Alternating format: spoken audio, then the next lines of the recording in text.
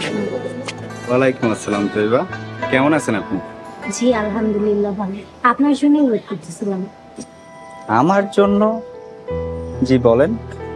গতকাল আমাদের দুই বোনকে সেভ করেছিলেন, আপনাকে থ্যাঙ্কস বলা হয়নি। থ্যাঙ্কস বলার জন্য।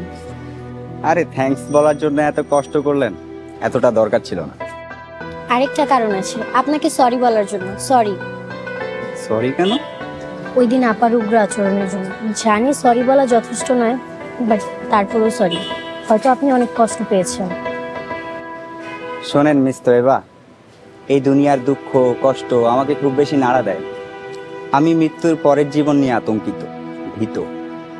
আপনি আমার পরকালের জন্য দোয়া করবেন। আমার ইহকালটা কষ্টে কাটুক, সমস্যা নেই, কিন্তু আমার পরকালটা যেন সুন্দর হয়।